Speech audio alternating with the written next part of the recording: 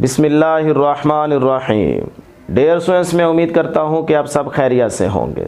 Dear students, हम class 10th chapter 13 electrostatics को लेके चल रहे हैं। और अगर आपको याद हो तो इससे पहले की वीडियो में डियर स्टूडेंट्स हम टॉपिक डिस्कस कर चुके हैं कैपेसिटर एंड कैपेसिटेंस।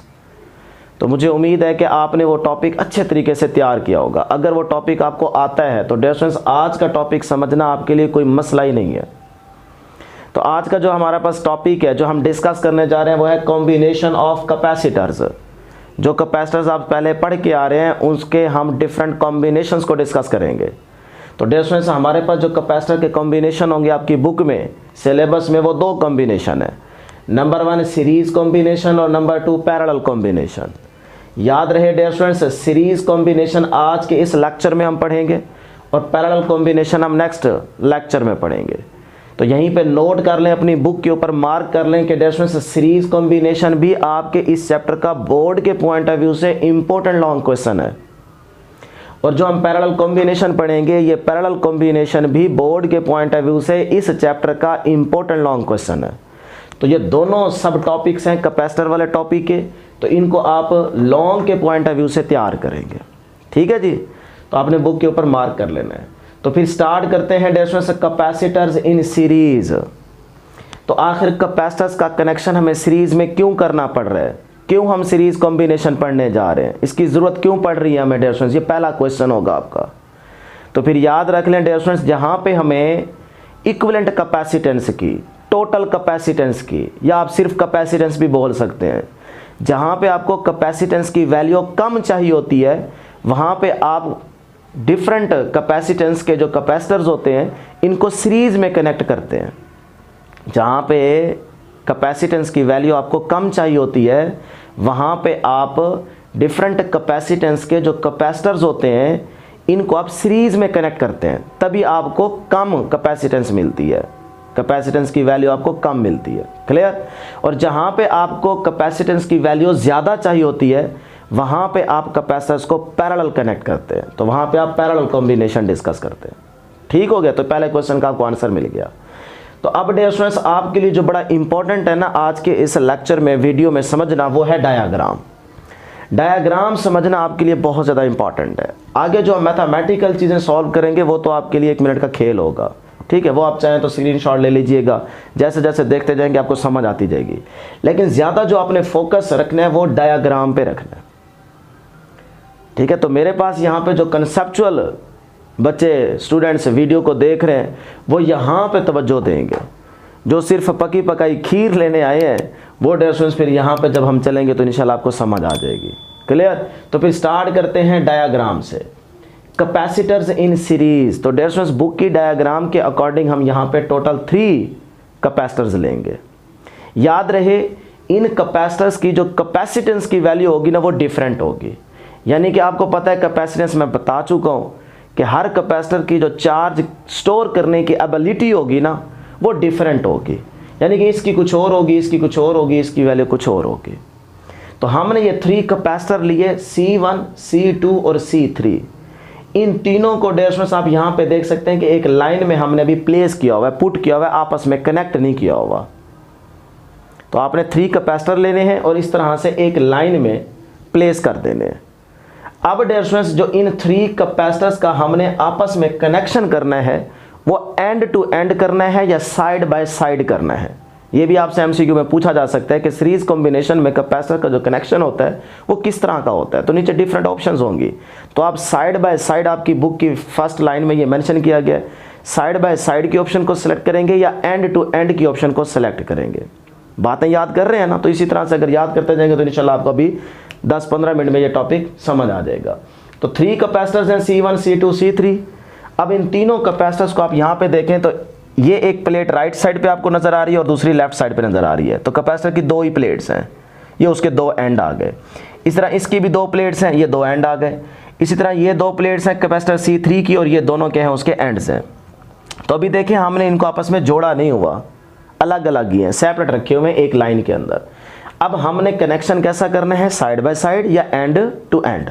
सीरीज में जो कनेक्शन रहेगा वो एंड टू एंड या साइड बाय साइड। ये मैं बार बार इसीलिए बोल रहा हूँ बेटे आपको याद हो जाए। तो ये देखें जी, ये कैपेसिटर C1 है, इसकी जो राइट साइड वाली प्लेट है, इसका जो एंड है इसको मैं कनेक्ट करने लगा हूँ C2 कैपेसिटर की लेफ्ट वाली प्लेट से। तो ये देखें, इन दोनों टर्मिनल्स को आपस में आप जोड़ दें, एंड को जोड़ दें, ये मैंने जोड़ दिया। इसी तरह डियर स्टूडेंट्स इन दोनों को भी आपस में आप जोड़ दें, तो ये मैंने जोड़ दिया। अब देखें, ये कैपेसिटर इस कैपेसिटर से कनेक्ट हो गया। कैसे कनेक्ट हुआ है? End to end, end to end. और यहाँ पे देखें, ये कैपेसिटर इस कैपेसिटर के साथ कनेक्ट हो गया। तो ये कैसा कनेक्शन है? ये एंड टू एंड या साइड बाय साइड कनेक्शन किया गया। तो अब ये डियर स्टूडेंट्स तीनों कैपेसिटर जो हैं ये साइड बाय साइड यहाँ पे कनेक्ट हो चुके हैं। तो ये सीरीज कॉम्बिनेशन कहलाता है। एक ही लाइन के अंदर 3 कैपेसिटर जो हैं वो कनेक्ट किए गए हैं। क्लियर यहाँ तक? तो इस कैपेसिटर की इस प्लेट से जो एंड बचा वो ये वाला है, और इस कैपेसिटर की इस प्लेट से जो एंड बचा वो ये वाला है। अब हमारे पास ये सिर्फ 2 एंड्स रह गए हैं, यानी कि सीरीज ये 2 एंड्स रह गए हैं, बस ये 2 कनेक्शन, ठीक है ना। आपस में ये तीनों सीरीज में कनेक्ट हो चुके हैं, लेकिन ये 2 एंड हमारे पास बच गए। अब इन 2 एंड्स के साथ डियर स्टूडेंट्स आप क्या करेंगे? बैटरी को कनेक्ट करेंगे। तो आप ये यहाँ पे देख सकते हैं कि हमारे पास ये बैटरी का पॉजिटिव टर्मिनल और ये नेगेटिव टर्मिनल, और बैटरी का पोटेंशियल क्या है? V। तो अब बैटरी का जो पॉजिटिव टर्मिनल है इसको आप कनेक्ट कर दें इस कैपेसिटर के जो लेफ्ट साइड वाली प्लेट है उसके एंड से। तो ये देखें, ये बैटरी का पॉजिटिव टर्मिनल जो है ये यहाँ पे कनेक्ट कर दें। तो डियर स्टूडेंट्स इन दोनों टर्मिनल्स को भी हम यहाँ पे एंड्स को कनेक्ट कर देते हैं। ये देखें, ये ज़रूरी नहीं है इस तरह से डॉट डॉट बनाना, ये सिर्फ आपको समझाने के लिए। आप सीधी एक लाइन भी लगा सकते हैं। और जो बैटरी का नेगेटिव टर्मिनल होगा इसको आप दूसरे एंड से कनेक्ट कर दें। ये देखें, ये है ना बैटरी का दूसरा टर्मिनल, तो इसको भी आप यहाँ पे कनेक्ट कर दें। लो जी, तो ये आपके पास एक कंप्लीट डायग्राम बन जाएगी।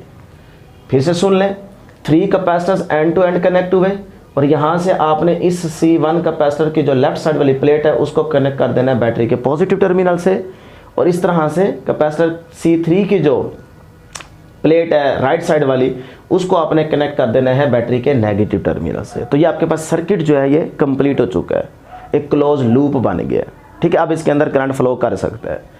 और यहाँ पे देखें, बैटरी के साथ हमने एक की को कनेक्ट किया हुआ है जिसको आप स्विच बोल सकते हैं, यानी कि आप अपनी मर्जी से इसको ऑन ऑफ कर सकते हैं। अगर बीच में डॉट होगा तो इसका मतलब होगा कि की जो है, स्विच जो है वो ऑन है। अगर ये डॉट हट जाए तो फिर इसका मतलब होगा कि स्विच जो है, की जो है वो ऑफ है। ऑन रखना पड़ेगा क्योंकि करंट को फ्लो करवाना है, ठीक है जी। तो ये है सर्किट डायग्राम। अब डियर स्टूडेंट्स इसमें आपने जो चीज़ समझनी है वो अब स्टार्ट होने जा रही है। अगर मैं बुक की स्टेटमेंट के अकॉर्डिंग बताऊं तो सिर्फ 1 मिनट में आप इसको समझ सकते हैं, लेकिन डियर स्टूडेंट्स वो एक्चुअल में जो कंसेप्ट है ना वो नहीं है। तो पहले आप कंसेप्ट यहाँ पे क्लियर करें, फिर हम वो बात करेंगे जो बुक वाला बात करेगा, ठीक है ना। तो पहले ज़रा गौर से सुनिएगा, जो कंसेप्चुअल बच्चे हैं वो ज़रा तवज्जो से बैठे। डियर स्टूडेंट्स अब आपको पता होना चाहिए कि इस कैपेसिटर की जो लेफ्ट साइड वाली प्लेट है इस पर कौन सा चार्ज होगा। तो पहले आपने इस तरह से याद रखना है। देखो, बैटरी का पॉजिटिव टर्मिनल जो है वो ये तो कैपेसिटर की प्लेट्स क्या है? न्यूट्रल। तो पॉजिटिव की चार्ज और नेगेटिव की तादाद क्या होगी? बराबर। न्यूट्रल का मतलब यही है ना। तो यहाँ से ये पॉजिटिव टर्मिनल नेगेटिव को यानी कि इलेक्ट्रॉन को अपनी तरफ खींचेगा, ऐसे ये ऐसे खींचता हुआ इस प्लेट पे जाकर डिपॉजिट कर देगा। ये बात ध्यान में बिठाइएगा।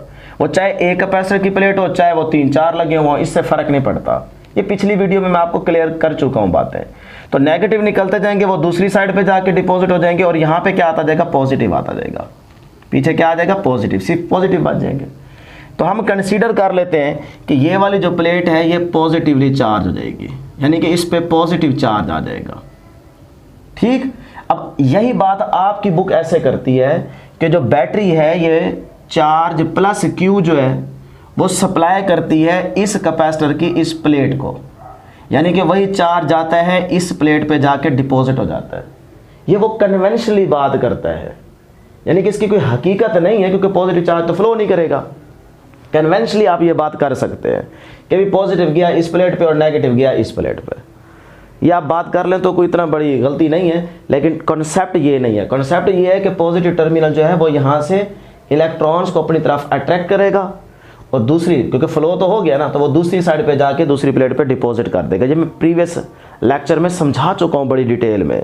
मैट्रिक में हम इतना कॉन्सेप्ट देते नहीं है क्योंकि बच्चे थोड़े से कंफ्यूज हो जाते हैं, लेकिन डियर स्टूडेंट्स आप माशाल्लाह सारे अच्छे बच्चे हैं, आप कॉन्सेप्ट क्लियर करने आए हैं इस वीडियो पे, इसीलिए आपने इस चैनल को भी सब्सक्राइब किया हुआ है। जिन्होंने नहीं किया हुआ उनसे रिक्वेस्ट है कि चैनल को ज़रूर सब्सक्राइब कर ले। तो आपको यहाँ पे हम कॉन्सेप्ट क्लियर करवाते हैं, फिर उसके बाद पकी पकाई खीर भी देंगे जिसकी वजह से आप आए बैठे हैं इस वीडियो पे। तो पहले ये चीज़ें याद करें।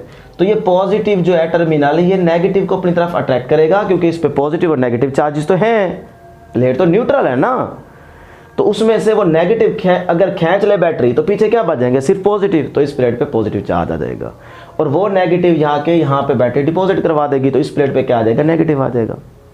अगर एक कैपेसिटर है तो फिर इस प्लेट पे आ जाएगा नेगेटिव। तो ये कहानी पीछे समझा चुका हूँ, असल कहानी यही है। लेकिन आप इसको याद करने के लिए ऐसे कह सकते हैं कन्वेंशनली कि भी पॉजिटिव चार्ज इस प्लेट पे डिपॉजिट हो जाएगा और नेगेटिव इधर हो जाएगा। तो आखिर में जो थीम बनता है ना वो यही बनता है। ठीक, तो बच्चे आप इसको भी याद कर सकते हैं। तो अब जरा यहाँ पे गौर कीजिएगा, बस एंड होने वाली है डायग्राम। जब पॉजिटिव चार्ज इस प्लेट पे आएगा तो dear students due to electrostatic induction, ये भी मैं आपको प्रीवियस लेक्चर के अंदर एमसीक्यू करवा चुका हूँ, बाकायदा बना के दिया था।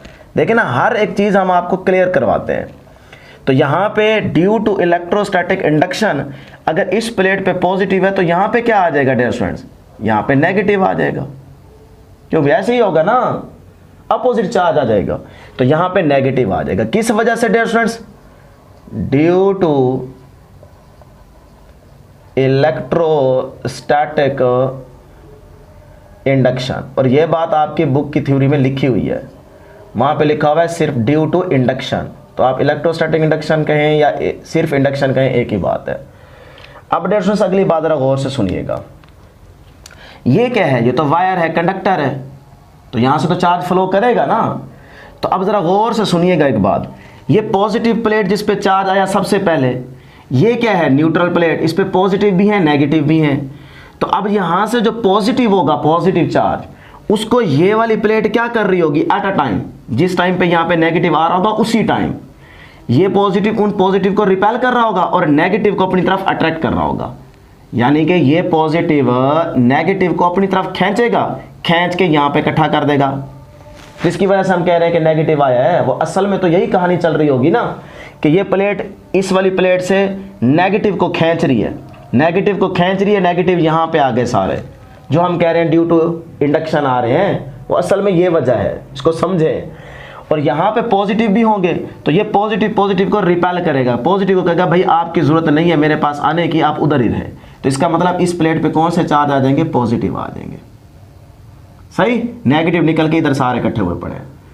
अब इसी तरह फिर अगर यहाँ पे पॉजिटिव है तो ड्यू टू इंडक्शन यहाँ पे क्या होंगे, नेगेटिव। अब वो जो हम ड्यू टू इंडक्शन बोल रहे हैं ना, वो असल कहानी क्या है कि भाई ये पॉजिटिव यहाँ से नेगेटिव को खींच रहे हैं, नेगेटिव को खींच रहे हैं, नेगेटिव को खींच के इधर रखी जा रहा है और पॉजिटिव को कह रहा है भाई आप पड़े रहे अपनी जगह पे। तो पॉजिटिव अपनी जगह पे पड़े हैं, पॉजिटिव पॉजिटिव को रिपेल करेगा ना, उनको जरूरत ही नहीं है खींचने की, तो वो यहीं पे पड़े रहेंगे। और अगर यहाँ पे पॉजिटिव आप आ गए हैं तो due to induction, due to induction इधर क्या होगा, चार्ज नेगेटिव होगा। तो अब देखें डियर स्टूडेंट्स, वही बुक वाली बात नहीं बन गई। देखें ये असल कहानी थी, ये अभी मैं आपको शॉर्टकट अच्छे तरीके से बता रहा हूं। इसको मजीद भी हम क्लियर करेंगे जब आप अगली क्लासों में आएंगे, ठीक है। फिलहाल आप इतनी बातें याद करें। तो ये वाली देखें पॉजिटिव और ये वाली नेगेटिव। तो वही कहानी नहीं है जो हम शुरू में कह रहे थे कि बैटरी का पॉजिटिव टर्मिनल यहाँ से इलेक्ट्रॉन को निकालेगा और यहाँ पे डिपॉजिट कर देगा। तो यहाँ इलेक्ट्रॉन और यहाँ पे पॉजिटिव चार्ज आ जाएगा। तो देखें वही कहानी बन गई ना। तो ये है एक्चुअल में कहानी जो यहाँ पे चल रही है डायग्राम में, ठीक। तो अब डियर स्टूडेंट्स याद रखिएगा, इस कैपेसिटर पे जितना चार्ज स्टोर होगा, यानी कि देखें ना, इस पे अगर चार्ज की वैल्यू चेक करें, इस पे चार्ज की वैल्यू चेक करें, इस पे चार्ज की वैल्यू चेक करें, तो ये चार्ज की वैल्यू सेम रहेगी, ये डिफरेंट नहीं होगी। तो मैंने इसीलिए यहाँ पे भी देखें 3+, यहाँ पे भी 3 नेगेटिव, इस प्लेट पे भी 3 पॉजिटिव, इस प्लेट पे भी 3 नेगेटिव, इस प्लेट पे भी 3 पॉजिटिव, इस प्लेट पे भी 3 नेगेटिव, ताकि आपको ये बात याद रह जाए कि चार्ज Q की वैल्यू जो है ये Q1, यहाँ पे चार्ज क्या होगा टोटल Q2 और यहाँ पे टोटल चार्ज क्या होगा Q3। तो इन सारों की वैल्यू जो होगी वो क्या रहेगी, सेम रहेगी, ठीक। अब एक बात और भी याद रखिएगा कि जो बैटरी है ना, ये जिन इलेक्ट्रॉन्स को अपनी तरफ अट्रैक्ट करके यहाँ पे जाके डिपॉजिट करेगी कैपेसिटर की दूसरी प्लेट पे या दूसरे कैपेसिटर की दूसरी प्लेट पे, तो फिर वो उतना चार्ज वहाँ से खींचेगी जिस कैपेसिटर में सबसे कम चार्ज को स्टोर करने की एबिलिटी होगी, उतना चार्ज वहां से खींच के दूसरी प्लेट पे रखेगी। ये नहीं कि अगर इसके पास ज़्यादा है स्टोर करने की एबिलिटी तो यहाँ से ज़्यादा खींच ले, इसके पास कम है स्टोर करने की एबिलिटी तो इसको ज़्यादा दे दे। कैसे देगा ज़्यादा? वो रख ही नहीं सकता, उसके पास चार्ज को स्टोर करने की एबिलिटी ज़्यादा है ही नहीं। तो इसीलिए बैटरी इनमें से जिस कैपेसिटर के पास चार्ज को स्टोर करने की एबिलिटी कम होगी ना, उतना ही चार्ज खींच के डिपॉजिट करवाएगी। ये बात बड़ी इंपॉर्टेंट है, इसको ध्यान में बिठाइएगा। लो जी, डायग्राम होगी एंड। अब आप यहाँ पे भागना शुरू करेंगे। कैसे? कि सबसे पहले तो आपने ये पॉइंट याद रखना है कि capacitors are connected side by side. ये आपका एमसीक्यू बन सकता है कि सीरीज कॉम्बिनेशन में आप कैपेसिटर्स को किस तरह से कनेक्ट करते हैं। तो आप कहेंगे साइड बाय साइड, ऑप्शन में देख लीजिएगा, नहीं तो फिर ऑप्शन होगी एंड टू एंड। तो एंड टू एंड आ जाए या साइड बाय साइड आ जाए तो आप वही चीज़ या ऑप्शन सेलेक्ट करेंगे। देखें, बड़ी डिटेल में चीज़ें बता रहे हैं, टाइम लगेगा, टाइम लगाएंगे तो चीज़ें आपको आएंगे। अगर आप 15-20 मिनट के लिए आए तो फिर डेढ़ आपका कोई फ़ायदा नहीं है। अब अगली बात आपने याद रखनी है अपनी वर्डिंग में, इन सीरीज कॉम्बिनेशन में battery gives charge Q, every capacitor has charge Q. वही बात बुक वाली कि बैटरी जो है वो चार्ज क्यू जो है हर कैपेसिटर को देगी, इसीलिए हर कैपेसिटर जो है वो चार्ज क्यू ही वैल्यू रखेगा। तो Q1, Q2, Q3 आपस में क्या होंगे? तीनों सेम होंगे। तो फिर डेढ़ अगली बात देखें, एंड इन सीरीज यानी कि कॉम्बिनेशन में all capacitors have same charge. जो मैं बता रहा हूँ, पढ़ा रहा हूँ, वही मैंने लिख दिया है। तो आप भी इसी तरह से ही ये टॉपिक लिखेंगे। अगर ये बोर्ड में आता है तो आप जो कुछ मैं कर रहा हूँ इसी तरह से ही छापेंगे, नंबर आपको पूरे मिलेंगे। तो जब चार्ज हर कैपेसिटर वैल्यू सेम रखेगा तो फिर मैं इक्वेशन मैथमेटिकली ये लिख सकता हूँ ना कि जो Q1 है ये वाला, ये Q1 जो है ये बराबर होगा Q2 के, और Q2 बराबर होगा Q3 के, और ये सारों की अगर वैल्यू सेम है तो उस सेम वैल्यू को हम नाम दे देते हैं Q। तो अब देखें, Q1 भी Q के इक्वल, Q2 भी Q के इक्वल, Q3 भी Q के इक्वल।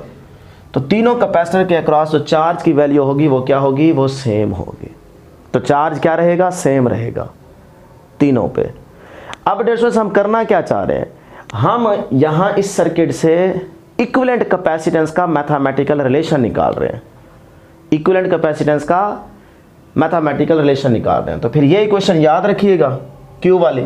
तो अब आपने एक छोटा सा पॉइंट यहाँ पे नेक्स्ट याद रखना है कि जब सीरीज कॉम्बिनेशन डिस्कस हो रहा होगा तो फिर डियर स्टूडेंट्स जो पोटेंशियल डिफरेंस होगा, ये बात बड़ी इंपॉर्टेंट है, ये एमसीक्यू पूछा जाएगा आपसे। PD से मुराद है पोटेंशियल डिफरेंस। ये क्या हो जाएगा dear students? Is divided across all capacitors.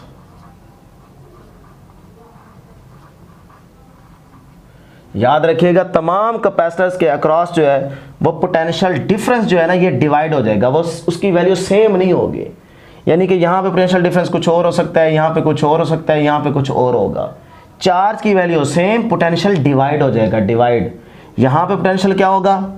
यहाँ पे पोटेंशियल होगा जी V1, यहाँ पे क्या होगा? V2, यहाँ पे क्या होगा? V3।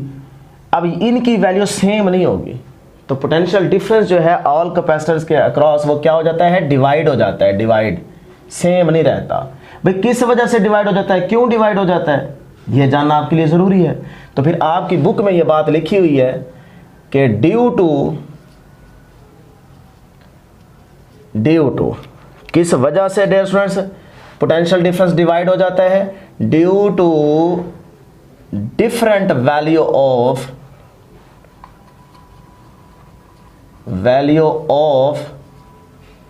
कैपेसिटेंस। तो शुरू में बार बार कह रहा था मैं कि ये तीनों कैपेसिटर जो हमने लिए हैं इनकी कैपेसिटेंस की वैल्यू क्या है? डिफरेंट है। तो उन कैपेसिटेंस की वैल्यू के डिफरेंट होने की वजह से जो पोटेंशियल डिफरेंस होगा वो क्या हो जाएगा? डिवाइड हो जाएगा, वो सेम नहीं रहेगा। क्लियर? तो ये बड़ी इंपॉर्टेंट इंफॉर्मेशन है, इसको आपने याद रखना है, एमसीक्यू में आपसे पूछी जा सकती है। तो फिर डियर स्टूडेंट्स मैं कह सकता हूं कि जो टोटल पोटेंशियल है, टोटल पोटेंशियल ये डिवाइड हो जाएगा तीनों के अक्रॉस। तो फिर ये देखें, टोटल पोटेंशियल इसके अक्रॉस जो डिवाइड होगा वो हो गया V1, इसके अक्रॉस जो होगा वो होगा V2, और इसके अक्रॉस जो होगा वो होगा V3। तो इसके अक्रॉस V3, इसके अक्रॉस V2, इसके अक्रॉस V1। तो ये देखें अगर तीनों को सम करें तो वो उतना बनता है जितना आपके पास शुरू में टोटल था। तो ये टोटल जो है वो जब डिवाइड हो जाएगा तो उन डिवाइड होने वाले पोटेंशियल डिफरेंस को अगर आप सम करें, अगर आप उन डिवाइड होने वाले पोटेंशियल डिफरेंस को सम करें तो ये उतना बनता है जितना आपके पास टोटल होगा। तो फिर मैं बात इसी तरह की लिख सकता हूँ ना स्टेटमेंट, तो मैंने लिख दी। अब डियर स्टूडेंट्स आप जानते हैं कि Q is equal to CV होता है, और यहाँ से अगर डियर स्टूडेंट्स मैं V को कैलकुलेट करूँ तो V बराबर आता है Q ओवर C के। क्लियर? अब यही वैल्यू आपने यहाँ पे पुट कर देनी है, बहुत आसान टॉपिक है। तो जहाँ V है डियर स्टूडेंट्स, इस V का मतलब है टोटल V, इक्विवेलेंट V। तो टोटल V की जगह मैं क्या लिख सकता हूँ, देखो V किसके इक्वल है, Q ओवर C के। तो इस V की जगह लिखें Q ओवर C। अब Q कौन सा चार्ज है, टोटल, और C कौन सा है, ये भी टोटल। तो जो C टोटल है ना उसको लिख लें C इक्विवेलेंट। इक्विवेलेंट का मतलब टोटल ही है, और यही C इक्विवेलेंट हमें चाहिए आज के इस टॉपिक में। क्लियर? देखें V की जगह क्या लिखेंगे, Q ओवर C। तो मैंने Q ओवर C लिख दिया। भाई V अगर टोटल है तो चार्ज भी टोटल, और अगर V टोटल है तो C भी क्या होगा, टोटल। उसी टोटल C को मैंने क्या लिखा है, C इक्विवेलेंट। ये जो इक्विवेलेंट EQ छोटा सा करके लिखा है, इसे सबस्क्रिप्ट्स में लिखा गया, ठीक है, इसे सबस्क्रिप्ट्स पढ़ते हैं। अब डिस्टेंस इज इक्वल टू, भाई V1 है, तो V1 है तो फिर यहाँ पे भी 1 आ जाएगा, यहाँ पे भी 1 आ जाएगा, तो ये V1 का फार्मूला बन जाएगा। तो V1 की जगह लिखें Q1 over C1, Q1 over C1। अब प्लस V2 है तो यहाँ पे भी 2 लिख दें, यहाँ पे भी 2 लिख दें, यहाँ पे भी 2 लिख दें। तो V2 का फार्मूला बन गया Q2 ओवर C2। प्लस आगे V3 है तो यहाँ पे भी 3 लिख दें, यहाँ पे भी 3 और यहाँ पे भी 3। तो V3 की जगह क्या लिख सकता हूँ, Q3 ओवर C3। तो ये देखें Q3 ओवर C3। क्लियर है बेटे स्टूडेंट्स? देख लें एक नज़र, बहुत आसान। तो अब डियर स्टूडेंट्स ये Q ओवर C इक्विवेलेंट वैसे इज इक्वल टू, अब ज़रा यहाँ पे गौर कीजिएगा, ये Q1, ये Q2 और ये Q3। तो ये देखें Q1 किसके बराबर है, Q के बराबर। Q2 किसके बराबर है, Q के बराबर। Q3 किसके बराबर है, Q के बराबर। तो इसका मतलब यहाँ मैं हर एक की जगह Q लिख सकता हूँ। तो ये बन गया Q over C1 plus Q over C2 plus Q over C3। मैंने कुछ भी नहीं किया, Q1 की जगह Q लिखा, Q2 की जगह Q लिखा, Q3 की जगह भी Q लिखा, क्योंकि चार्ज क्या रहेगा, सेम रहेगा।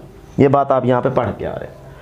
अब डियर स्टूडेंट्स ये Q ओवर C इक्विवेलेंट वैसे इज इक्वल टू, Q सारों में क्या है, सेम, कॉमन आ जाएगा। तो Q आ जाएगा बाहर, अंदर रहेगा 1 over C1 plus 1 over C2 plus 1 over C3। ठीक है जी यहाँ तक। अब डियर स्टूडेंट्स दोनों साइड पे देखें चार्ज की वैल्यू, तो ये Q से कैंसिल हो जाएगा, तो यहाँ पे रहेगा 1 over C equivalent is equal to 1 over C1 plus 1 over C2 plus 1 over C3। लो जी, ये हमारे पास इक्विवेलेंट कैपेसिटेंस का फार्मूला आ गया इस सर्किट डायग्राम से। यही हमने कैलकुलेट करना था। तो जब सीरीज कॉम्बिनेशन आपको पढ़ाया जा रहा होगा तब आपने उसकी इक्विवेलेंट कैपेसिटेंस का जो फार्मूला याद रखना है वो रखना है 1 over C equivalent is equal to 1 over C1 plus 1 over C2 plus 1 over C3। फिर इसमें जो C1 C2 C3 की वैल्यू दी गई होंगी वो आप पुट करेंगे और फिर उसको रिवर्स करेंगे तो वो सिर्फ आपको C इक्विवेलेंट मिल जाएगा।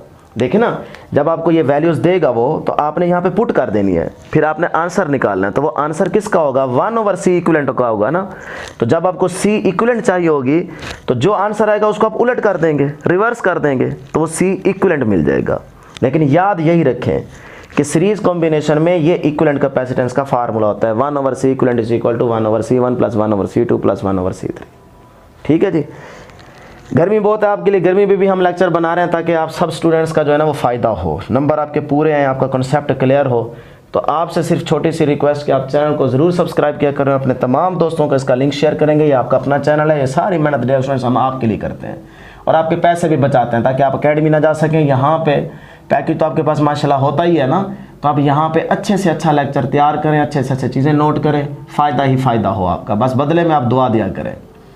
अब डियर स्टूडेंट्स अगर हम ये फार्मूला निकाल चुके हैं 3 कैपेसिटर्स के लिए, तो अगर आपको पास इस सर्किट डायग्राम में n कैपेसिटर दे दिए जाए, n बहुत सारे ऐसे सारे n तक कैपेसिटर दे दिए जाए बहुत ज़्यादा, तो फिर फार्मूला क्या बनेगा? तो कुछ भी नहीं करना, सिर्फ वही फार्मूला ऐसे लिख देना है, C equivalent is equal to 1/C1 plus 1/C2 plus 1/C3 plus and up to so on.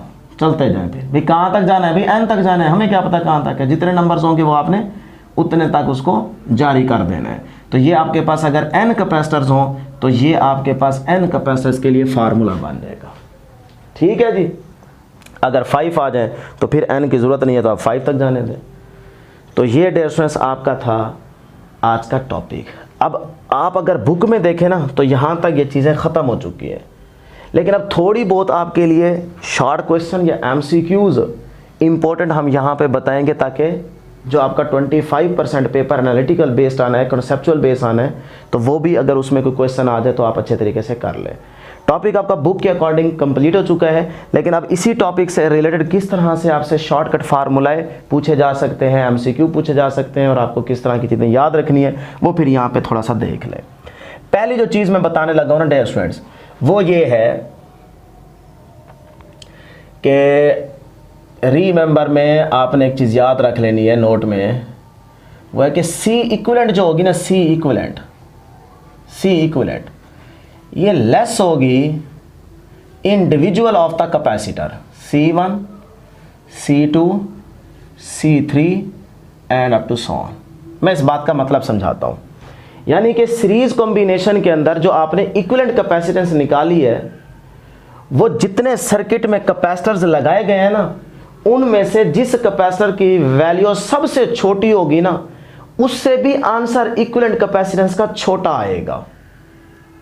फिर से सुन लें, इस बात का मतलब यह है कि इक्विवेलेंट कैपेसिटेंस इंडिविजुअल कैपेसिटर की कैपेसिटेंस से हमेशा क्या आएगी? लेस आएगी, कम आएगी, छोटी आएगी, थोड़ी आएगी।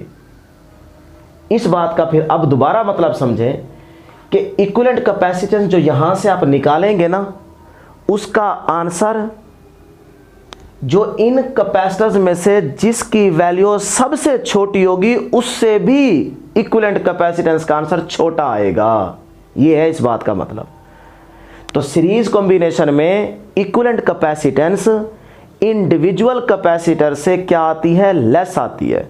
मतलब इन तीनों में से जिसकी वैल्यू सबसे छोटी होगी, उससे भी आंसर इक्विवेलेंट कैपेसिटेंस का छोटा आएगा सीरीज में। ये याद रख लें, बड़ा इंपॉर्टेंट MCQ है। ठीक, अब अगली बात भी याद रखें एक छोटी सी, और वो ये है कि डियर स्टूडेंट्स कि अगर आप यहां पे देखें सीरीज कॉम्बिनेशन में, तो Q is equal to C भी आप फार्मूला पढ़ के आ रहे हैं ना। तो आज यहां पे चार्ज की वैल्यू क्या थी? सेम। अगर चार्ज की वैल्यू सेम हो तो इसका मतलब कांस्टेंट हो गया चार्ज। तो आपस में प्रोडक्ट में आपस में रिलेशन क्या होता है? प्रोडक्ट आपस में रिलेशन इनवर्स होता है। तो इन दो चीज़ों का आपस में रिलेशन क्या बनेगा? अगर चार्ज सेम है तो ये दो चीज़ें आपस में क्या होंगी? इनवर्स। तो फिर मैं कह सकता हूं कि V जो है वो यहाँ पे इनवर्सली प्रोपोर्शनल होगा C के। तो कैपेसिटेंस अगर बढ़ेगी तो पोटेंशियल क्या होगा? कम। और अगर पोटेंशियल आप बढ़ाएंगे तो फिर वहाँ पे कैपेसिटेंस क्या हो जाएगी? कम हो जाएगी। तो यहाँ पे इनवर्स रिलेशन होगा जब चार्ज की वैल्यू सेम रहेगी तब। तो आज के सीरीज कॉम्बिनेशन में चार्ज की वैल्यू सेम है, तो फिर V और C का आपस में रिलेशन क्या होगा? इनवर्स होगा। तो ये बात भी आपने याद रखनी है। नेक्स्ट डियर स्टूडेंट्स, अगर सपोज करें आपके पास दो कैपेसिटर आ गए और इन दोनों की वैल्यू कैपेसिटेंस की डिफरेंट है। सपोज करें इसकी 5 माइक्रोफैरड दी गई है और इसकी दी गई है जी 10 माइक्रोफैरड। ये C1 है। डियर स्टूडेंट्स, टाइम एंड हो गया था। मैं यहाँ पे बात कर रहा था कि अगर दो कैपेसिटर आ जाए, सपोज करें इस कैपेसिटर की C1 की वैल्यू है 5 माइक्रोफैरड और कैपेसिटेंस C2 की वैल्यू है जी 10 माइक्रोफैरड। अब वो यहाँ पे आपसे कहता है C इक्विवेलेंट की वैल्यू कैलकुलेट करें। दो कैपेसिटर दिए गए और वो आपसे कह रहे हैं कि C इक्विवेलेंट की वैल्यू क्या करें? कैलकुलेट करें। तो अब आप चाहें तो ये वाला फार्मूला यूज़ कर सकते हैं, 1/C equivalent is equal to 1/C1 plus 1/C2। चाहे तो आप यहाँ पे एक डायरेक्ट फार्मूला भी यूज़ कर सकते हैं। अगर ये वाला फार्मूला यूज़ करेंगे फिर आपको C1 C2 की वैल्यू पुट करनी पड़ेगी, एलसीएम लेना पड़ेगा, रिवर्स करना पड़ेगा, तब आपके पास C इक्विवेलेंट आएगा। लेकिन अगर आप ये वाला फार्मूला यूज़ कर लें, जब भी दो कैपेसिटर दिया जाए, C equivalent is equal to C1 C2 divided by C1 plus C2, तो आपके पास जल्दी आंसर आ जाएगा। डायरेक्ट C इक्विवेलेंट का आ जाएगा, रिवर्स करने की जरूरत ही नहीं है। तो इसको कैसे याद रखेंगे? दो कैपेसिटर दिए गए ना, तो प्रोडक्ट ओवर सम। ये देखें, product over sum, product over sum, तो डायरेक्ट आपके पास सी इक्विवेलेंट आ जाएगी। क्लियर है जी। लास्ट पॉइंट इसका, और वो है डियर स्टूडेंट्स, अगर आपके पास n कैपेसिटर दिए जाए फॉर, ये बड़ी इंपॉर्टेंट बात लिख रहा हूं, फॉर n कैपेसिटर्स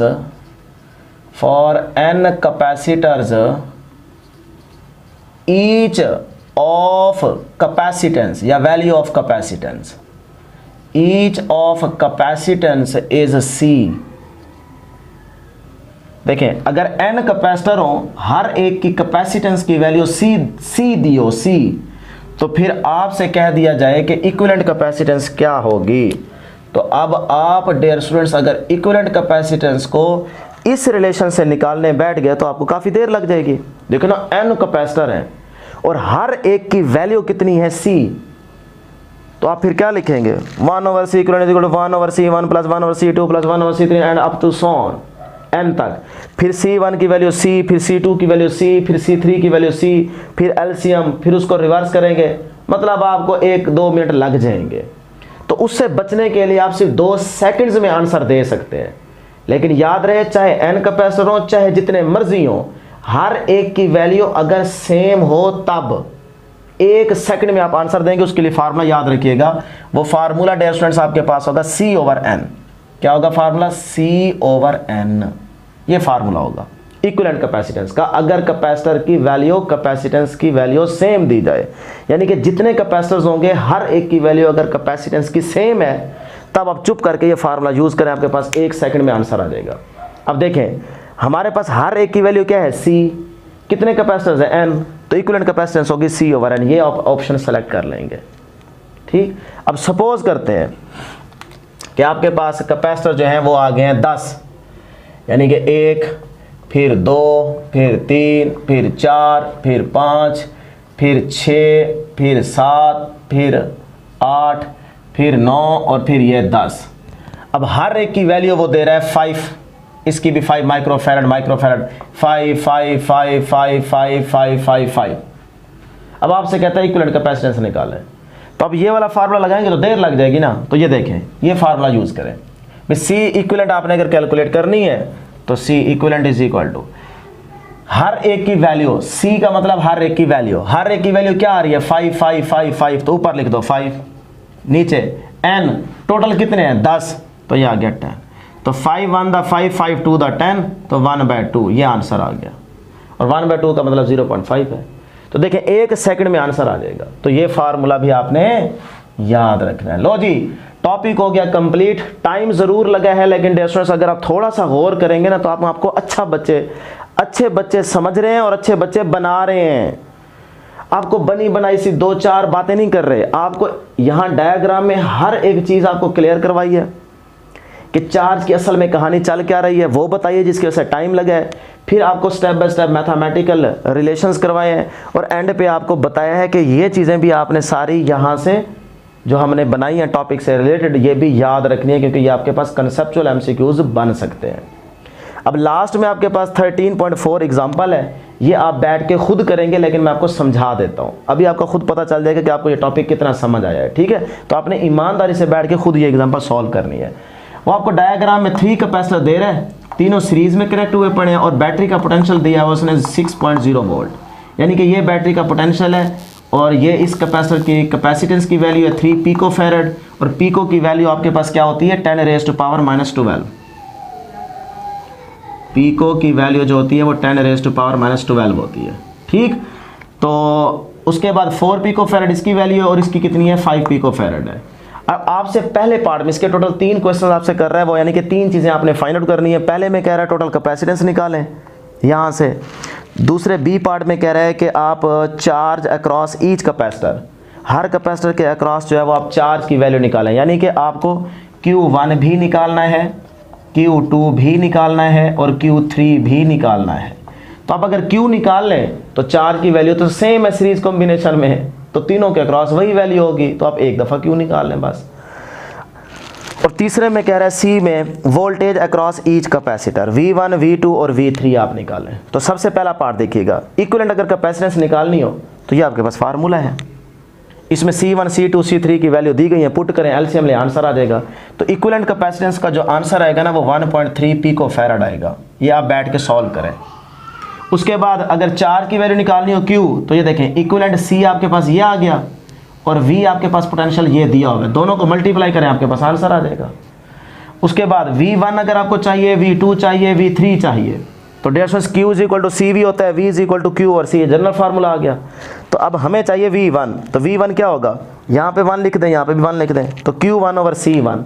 Q1 का मतलब Q है क्योंकि 4 की वैल्यू सेम है, क्लियर। तो C1 भी आपको दिया हुआ है 3 पिकोफैराड, पिको की वैल्यू पुट ना करें, करें भी सही तो कोई फ़र्क नहीं पड़ता। तो Q की जो आपके पास वैल्यू होगी वो यहाँ से निकल आएगी, तो वो आपके पास आंसर आएगा V1 का। V2 का आंसर निकालना है तो Q की वैल्यू यहाँ से आ चुकी है, C2 की वैल्यू ये रही 4, ये आप पुट कर दें, आंसर आ जाएगा। V3 निकालना है, Q की वैल्यू आपको यहाँ से मिल चुकी है, C3 आपको ये दिया हुआ है, पुट करें, आंसर आ जाएगा। तो ये छोटा सा काम है, ये आप मेहरबानी करें अपने ऊपर, इसको बैठ के एग्जाम्पल को खुद सॉल्व कर लें। तो ये थी डियर स्टूडेंट्स हमारे पास आज के इस टॉपिक की डिटेल में डिस्कशन। मैं उम्मीद करता हूँ कि आपको ज़रूर समझ आई होगी। तो आज के लिए इतना ही, दुआओं में ज़रूर याद रखिएगा। अल्लाह हाफिज़।